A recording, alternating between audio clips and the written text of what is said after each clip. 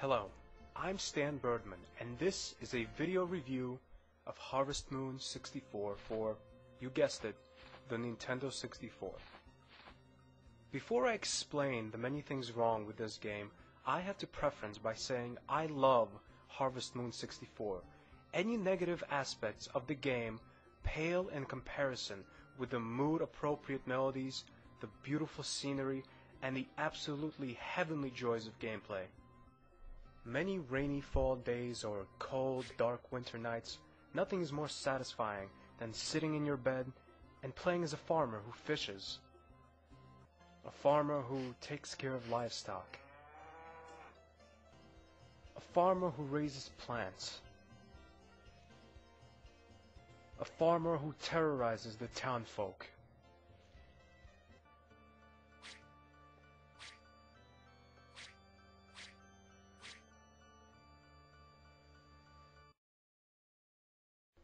A farmer who just can't let go of that early 90s grunge look.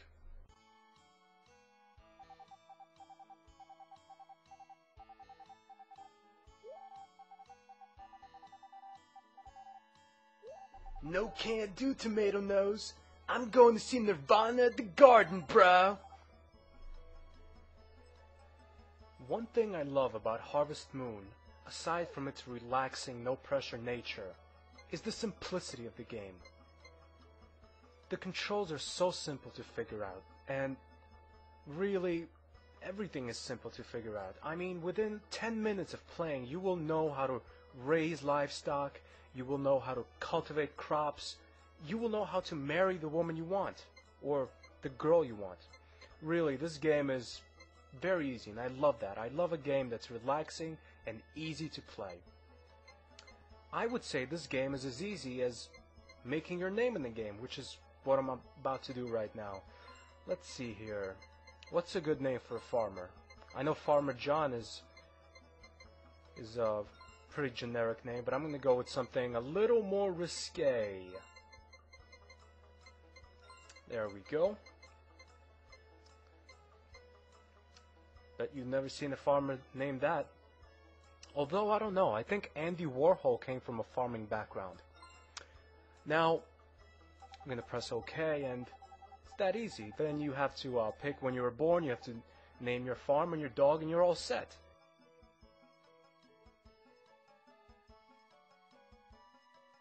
So these are the good parts of the game. These are the parts that make playing this game worthwhile.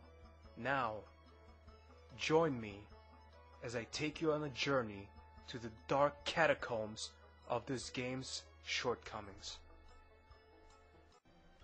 Harvest Moon 64 wants to desperately be 3D, just like Sonic 3D Blast for the Sega Genesis or many of the tactical games like Final Fantasy Tactics for the Game Boy Advance. It has this type of graphics system, as you can see here, but look at this. You change the camera angle, it's not 3D anymore. If you tilt the camera, the game doesn't magically become 3D. You just change the view, the perception. You can still go fundamentally in 4 different ways. Or, I guess, if you want to be nitpicky about it, 8 different ways. But it's still not 3D. If the game was in fact 3D, you would have to go. You would be able to go. I should rather say, in a perfect circle, and you cannot do that in this game. You cannot go in every single direction possible. This is not a 3D game. This is a 2D game that gives you the feel of a 3D game, and that really pisses me off. I mean, it's false advertising. It's like Paris Hilton told me she'd sleep with me, and then I go into the hotel room, and it's Nikki Hilton. You know? You know how disappointed I'd be? Here's another thing about the game that really bothers me. I know it's kind of hard to see right now because it's, I'm going to switch back to the normal 2D mode. You see these little stumps around. See this area right here that I'm running around, you can't see because it's snowy. I'm playing during a snow season, but that's a garden. And I figure I need to put a fence around the garden to keep plants out, right? Well, it never keeps the plants out, so I'm wondering what is a fence for? Why am I wasting my time breaking the wood to build this fence if it's simply not, it's simply not necessary? Why am I doing it? Just so it could look good for me? This is a one-player game. This isn't a multiplayer game. So for me to impress other people playing this game, I can't impress NPCs. Speaking of computer characters, let me show you. Yeah. Blah blah blah. Yeah, nothing's. I'm not selling anything today. You steroid freak. Yeah, get out of here. Walk into the darkness of the abyss.